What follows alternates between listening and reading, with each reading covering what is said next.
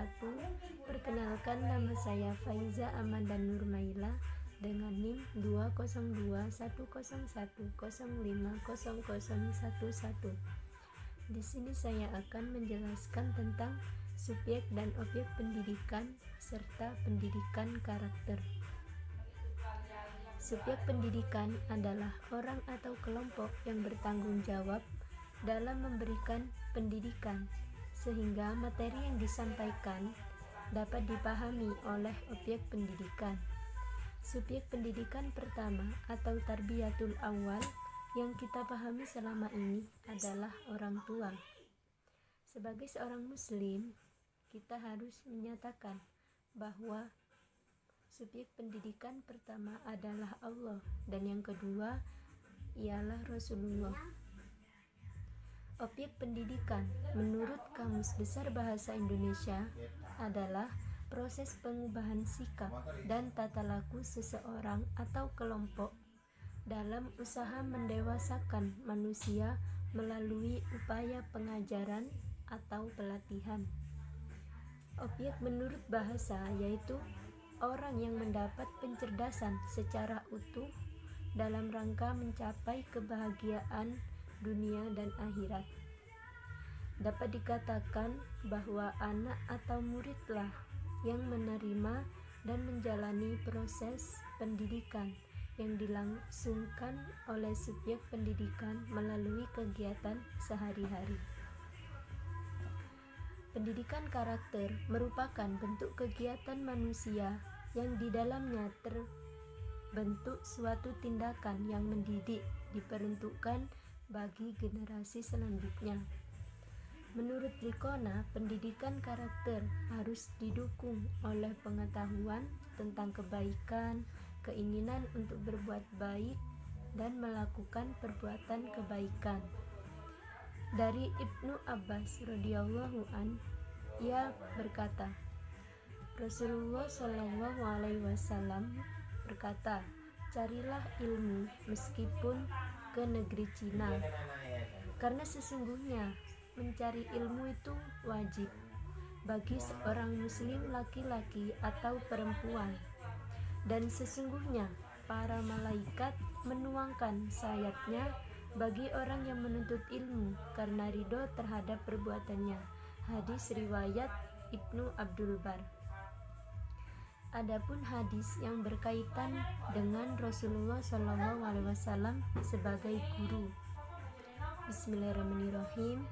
An Abdillah bin Amrin anna Rasulullah SAW marra bimajli saini fi masjidihi faqala kilahum a'la khairin wa ahaduhuma afdalu min sahibihi amma haula'i fayad'una Allah wa yuraghibuna ilaihi fa in syaa a'tahum wa in syaa mana'ahum wa amma haula'i fi ta'allamuna al-fiqha wal ilma wa yu'allimuna al-jahila fahum afdalu wa inna ma bu'istu mu'alliman qala summa jalasa fihim. Rawahu Ad-Darumi. Bahwasanya Abdullah bin Amr bin Al-Ash radhiyallahu an berkata, pada suatu hari Rasulullah keluar dari salah satu kamar beliau untuk menuju masjid. Dalam masjid tersebut beliau mendapati dua kelompok sahabat. Golongan pertama adalah golongan orang yang sedang sibuk mempelajari dan mengajarkan ilmu pengetahuan. Golongan pertama juga termasuk golongan orang yang sedang membaca Al-Quran dan berdoa kepada Allah.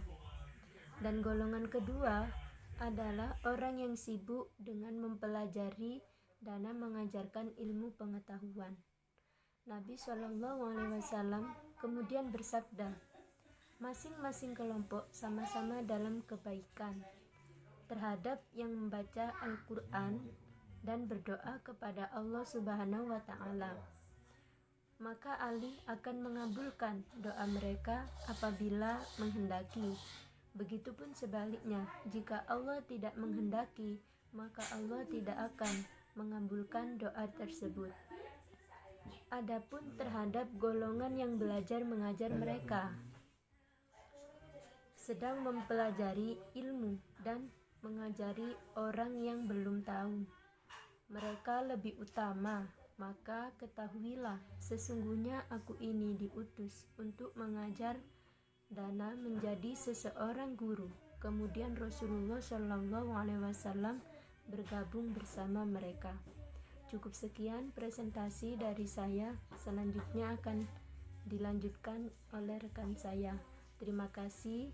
Wallahul muwafiq ila aqwamit thoriq. Wassalamualaikum warahmatullahi wabarakatuh. Assalamualaikum warahmatullahi wabarakatuh. Perkenalkan, nama saya Madatus Surur, NIM 202101050010. Baik, di sini saya akan menjelaskan tentang kondisi kualitas pendidikan. Dunia pendidikan di Indonesia saat ini masih memiliki beberapa kendala yang berkaitan dengan mutu pendidikan. Beberapa yaitu jumlahnya guru yang belum merata, keterbatasan akses pada pendidikan, serta kualitas guru sendiri dianggap masih kurang. Terbatasnya akses pendidikan di Indonesia, terlebih di daerah, mengakibatkan meningkatnya arus urbanisasi dengan tujuan untuk mendapatkan ilmu yang lebih baik di perkotaan. Hadis tentang keutamaan peserta didik. Dari Abu Hurairah, ia berkata, saya mendengar Rasulullah SAW bersabda, sesungguhnya dunia dan isinya terkutuk, kecuali zikrullah dan hal-hal yang terkait dengannya, alim dalam kurung guru. Menempati posisi terbaik dari Abi Ummah, ia berkata, Rasulullah bersabda, hendaklah kamu mengambil ilmu ini, orang alim, pendidik, dan muta'alim peserta didik, berserikat dalam pahala dan tidak ada manusia yang lebih daripadanya. Sekian presentasi yang dapat saya sampaikan. Wassalamualaikum warahmatullahi wabarakatuh. Assalamualaikum warahmatullahi wabarakatuh.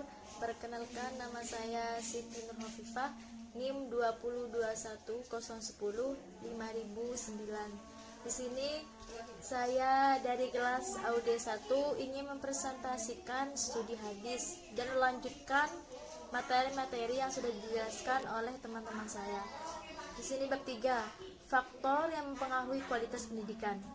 Beberapa faktor yang mempunyai pengaruh kualitas pendidikan adalah mahalnya biaya pendidikan, sarana dan prasarana pendidik, kualitas pendidik, dan pendidik kurang merata.